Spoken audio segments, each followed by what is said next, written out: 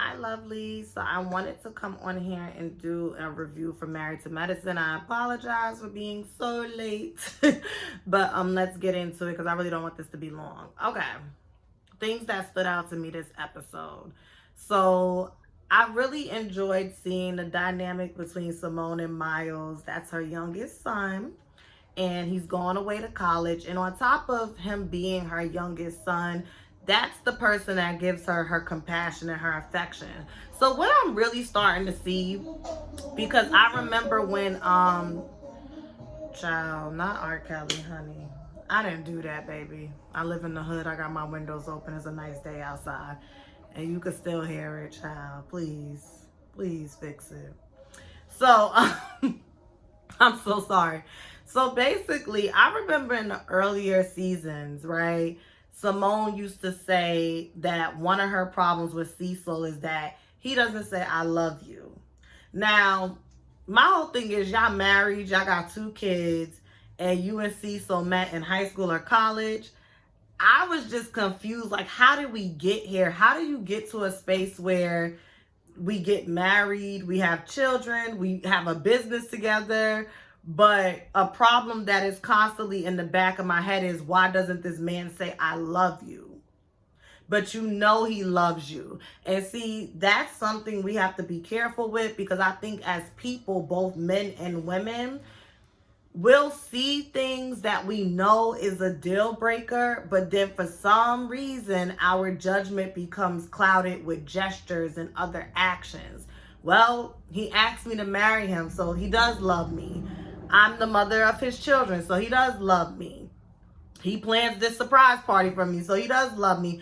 And I don't doubt that Cecil loves Simone, but it's just like, Simone is always trying to perpetuate this tough exterior.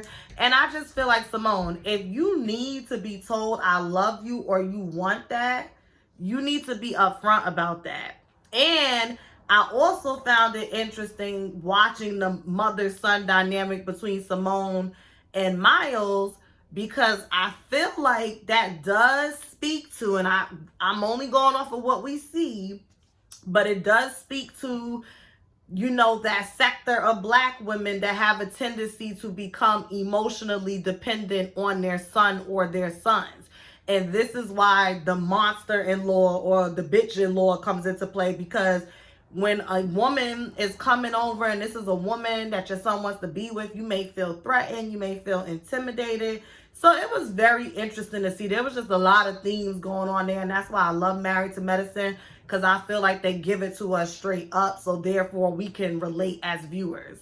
I enjoyed that whole montage. I enjoyed how the 2 parents, Cecil and Simone, rode to the college, and then they let the boys ride to the college, and it's just so funny because they're flashing back and forth, and Miles is just like, I just want to play sports, and where the girls at? But you know, that's normal. You know, that's normal. Like, when I went to college, I've always been a student who stayed on top of their stuff, but I wanted to go to college parties. I wanted to have the experiences that I seen on TV and that I heard secondhand from other people I know that have been to college. So it was just cute. It was really cute to see. So that's cute. Good luck. Don't do what your brother did and come back home. Be better, do better. Okay? Nike, just do it. What else happened? Oh, Anila. So it's official. I like Anila. And I think I've been saying this every review. I like Anila. And you know why I like Anila? Because I like people that just give it to you up front. Yeah, she can come off abrasive and strong, but we know what to get with her. And the more and more she talks, I'm like, Toya, you better be careful. You better be careful, because Anila, we could go on ahead and get rid of you and Eugene and just keep Anila in this too. They walking through the house. The budget for the house, if I'm not mistaken, was $1.3 million.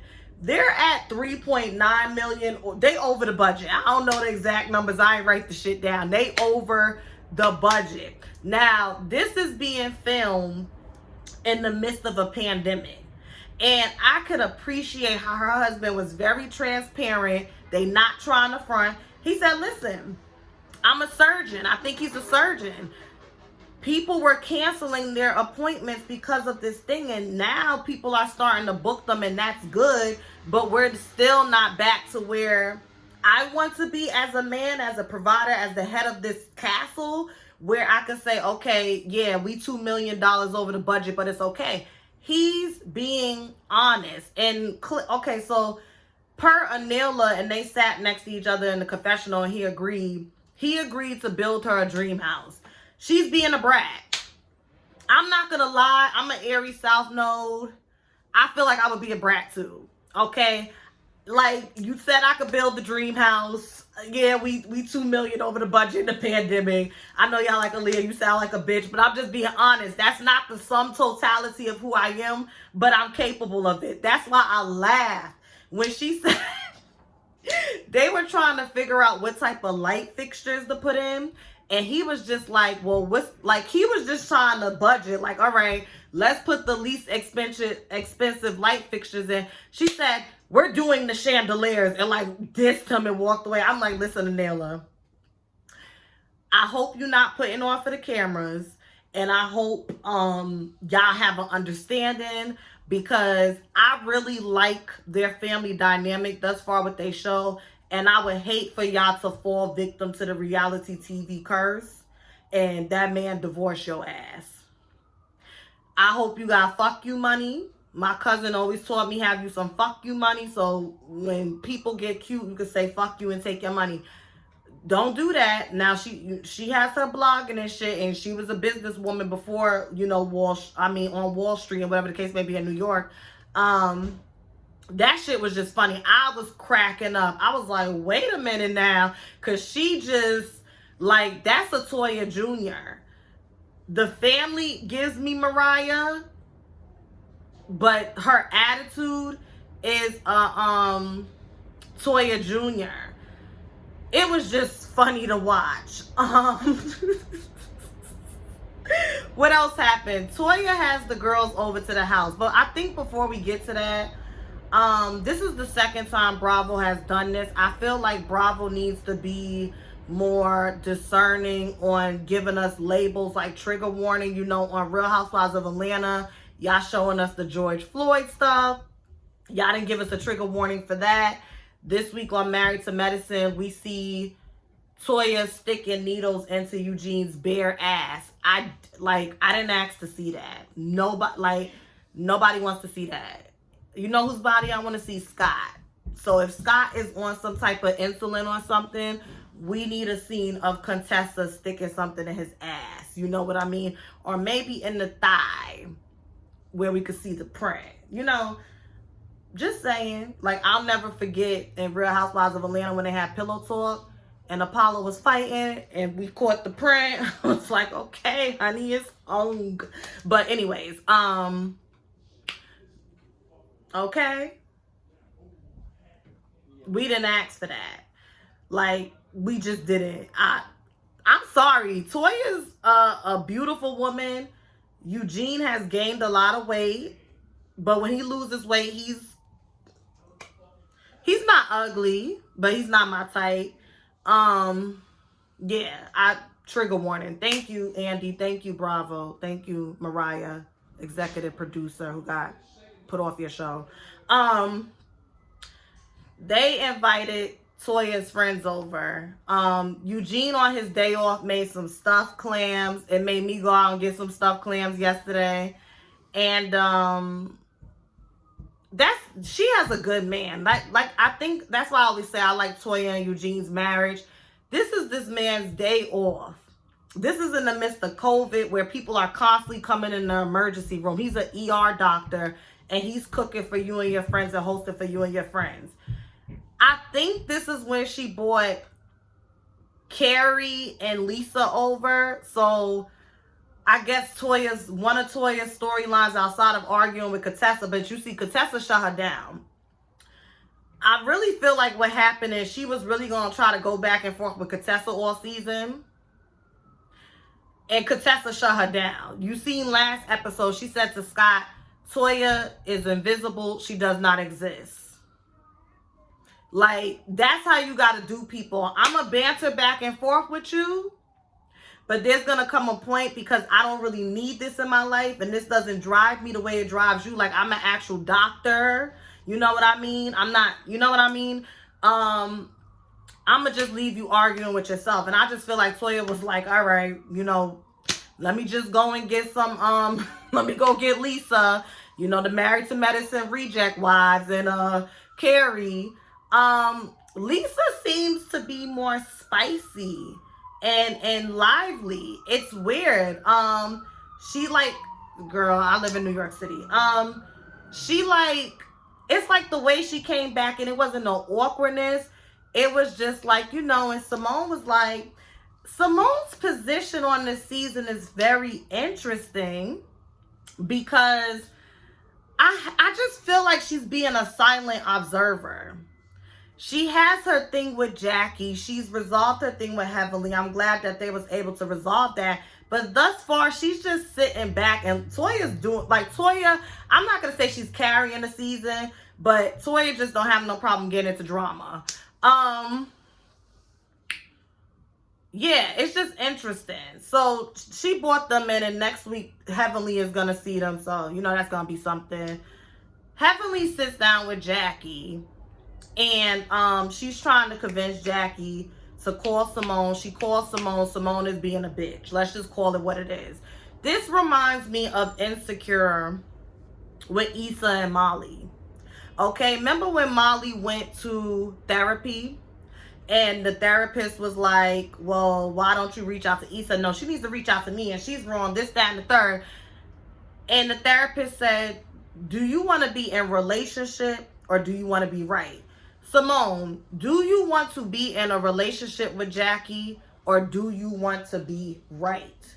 And what is being right about, this is what you did to me, this is how you made me feel, this is what you said to me? In the long run, is it going to be worth to lose a friend that for 20 years? Sometimes people just grow apart. Sometimes long-standing relationships abruptly end. At least, like, that's what it looks to the public and, like, you know, the general consensus. But there's been things brewing underneath, and it just needed to happen.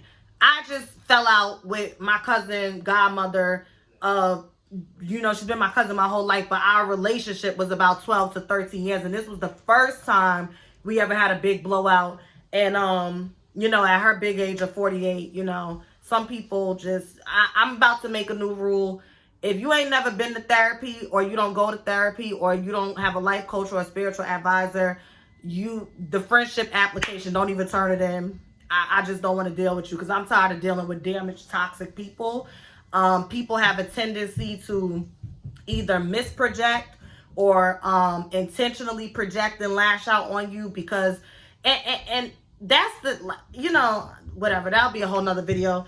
But the point is, I feel like when it comes to Jackie and Simone, if Simone is this Gandhi Jesus on a pedestal, the way that she presents herself and puts her to be, even though opposites attract, I can see how Jackie can have points of contention within herself, where she acts, is Simone like doing too much? She loves Simone, but I can see how she can have moments where it's just like, do I want to be friends with this girl? She always yelling. She always cursing. She's a grudge holder. Like, Simone needs to work on her inner child, because the way that she deals with a lot of things is very childlike.